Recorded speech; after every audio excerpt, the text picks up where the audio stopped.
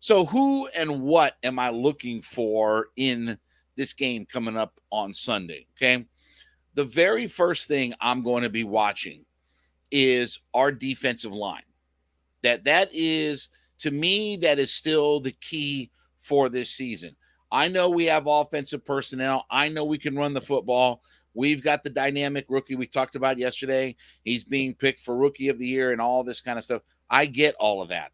But if we're going to get to where we need to be, it's got to be through our defensive front. And so Onyemata, Taquan Graham, Grady Jarrett, Calais Campbell, Arnold Ebiketie, Bud Dupree. That's the group that's going to really dictate where our season ends up going. And I want to see, because the Carolina Panthers are not a very good offensive line. They're not a great offensive line. They're not one of the more dominant offensive line. That's certainly another advantage that we have over them. So you have to get pressure on Bryce Young, but I want to see if that group can be a disrupting group. Can that team get after it? You've got personnel. Campbell, Dupree, Onyemata, Grady, Taquan Graham, Arnold Ebiketie. You've got personnel on that defensive line. With your defensive tackles and your outside linebackers, you've got plenty of personnel. Now it has to all come together. And I'm going to specifically be watching Arnold Ebiketie. Again, what does he look like year over year? How good does he look from one season in his rookie year to where, he didn't play maybe as much, or he certainly didn't get a chance to start as much. We complain about, Desmond Ridder not starting. Ebiketie was a guy who should have started a lot more than what he did. So again, I want to see that growth in him. And I want to see what the additions to this defensive line, the David Onyematas and the Calais Campbells, and the Bud Duprees, what can those guys bring? Those, again, were guys that were big free agent signings for us.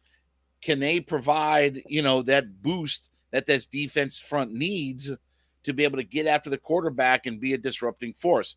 Again, the key has been, do we have enough players at key positions to influence the game? I need those guys to step up.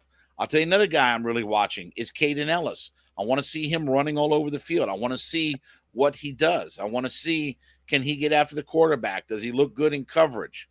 Because, again, he's going to be one of those guys that, if our defensive front can really get after it, I think Ryan Nielsen knows how to use him, and they're going to exploit his strengths to get after the quarterback. He had 7 sacks last year. Again, I'm wanting to see if he's that kind of player that we saw last year, or if he's more like what he was in his first 3 years of, his time with the New Orleans Saints. Obviously, Matthew Bergeron, and it's not just Matthew Bergeron. I want to see the combination of Matthew Bergeron and Drew Dahlman together. Can those guys work together?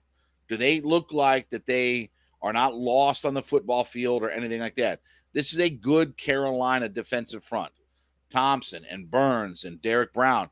Like, there are some guys. Derek Brown has been a beast against us over the last couple of years. Does he continue his disruptiveness on the defensive line? Can you neutralize him? I'm going to be looking at not just Bergeron, not just Dahlman, but how those two work in tandem. Because the last time we went through this, where we had a young guy and a rookie, it did not go very well. When it was Hennessy and Jalen Mayfield, it did not go very well. I'm expecting more out of Bergeron and Dahlman. But again, let's see how those two guys work together. Obviously, Bergeron playing a new position, so we're going to see how all of that works. And then I definitely want to see Bijan Robinson, the rookie. Again, had that big run in the preseason, 12 yards, and it was all exciting and all this good kind of stuff. Now it counts. And I want to see how they use him throughout the game. If they get him more comfortable running the football, do they start to do some different things with him, splitting him out and all kinds of different things?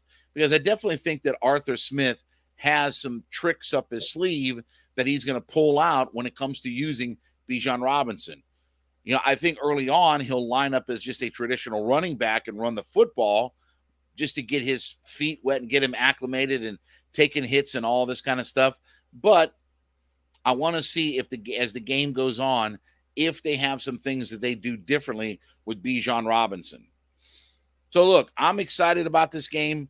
I certainly think, again, we've talked about it and joked about it, lie, cheat, steal. Whatever you have to do to find a victory in this game, you've got to figure out a way to get it done. You've got to figure out a way to beat the Carolina Panthers. And if the Panthers win, it's not because they have more personnel than us. Okay? The reality is they don't have the same amount of personnel that we do. With all the changes we made and the draft picks and all the guys that we have the better personnel. Now you have to find a way to figure out a way to win that game. And again, I don't care if they win by 1, win by 100, if they look great, if they look disastrous, whatever. Just find a way at the end of the day to get a victory. Figure out a way to get a victory in this game. You don't want to be staring at week number 2 at a potential 0-2. It's not how you want to live in the NFL. All right, as you make Hittin' Hard your first listen, be sure to go into whatever podcast platform that you're listening on and let us know that you're an everyday listener to the show. So we do thank you so much for being a part of our community, but let us know that you're an everydayer by going in and leaving a comment on whatever podcast platform that you listen on, that you listen in 5 days a week to the show.